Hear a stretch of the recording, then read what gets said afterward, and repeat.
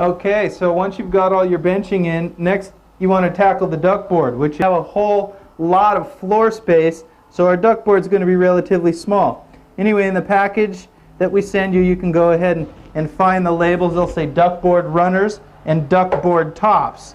And what I always do is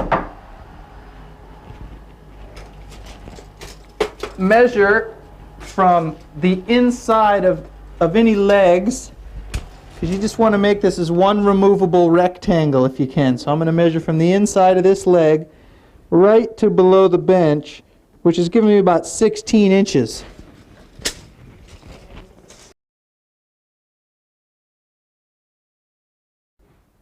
And then you'll cut your pieces accordingly.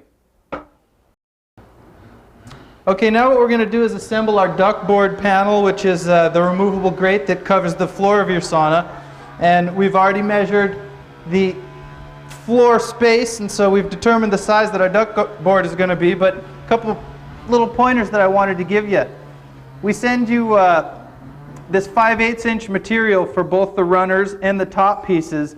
And what the 5/8 and what the 5/8 material does is it gives your grading material a low profile, so you're not that apt to stub your toe as you're coming into the sauna, because saunas customarily have no threshold on the door.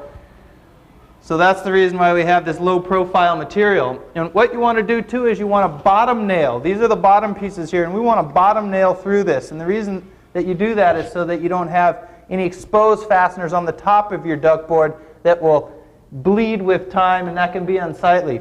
So we've determined the size, and what I always do is I just take the two outside pieces and I square them up, flush them up, and I secure those down. And then your gap can just be done kind of by eye. We only have 4 pieces here to gap, so that's real easy to do. This one's going to have a pretty small gap. It's better to have a smaller gap than a larger one. If it's a large gap, it can be a little more uncomfortable on the feet. The smaller gap feels better. So this one's going to work out just fine. You can see here that they ended up being about 1/8 inch gaps. You can just do that to the eye, and that'll take care of you. Make sure your panel is square too before you put too many nails in.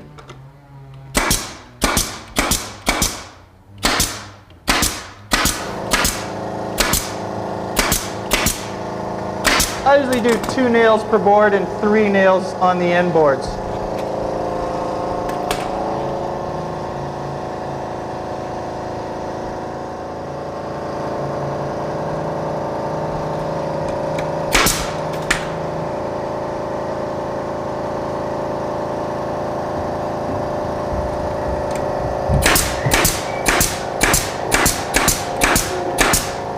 Once you've got your 2 end pieces on, what you want to do is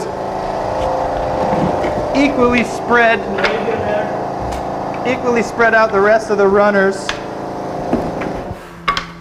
They shouldn't be more than about 12 inches on center, because this thinner duckboard material will be flexible if you spread your runners out too far. So they should be 10 to 12 inches on center, and we usually try to provide you enough material so that you can do that. It's always a good idea to get your tape out and make some equal spacings.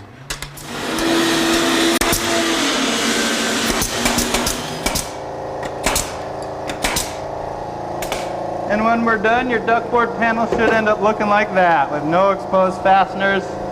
It's a beautiful thing.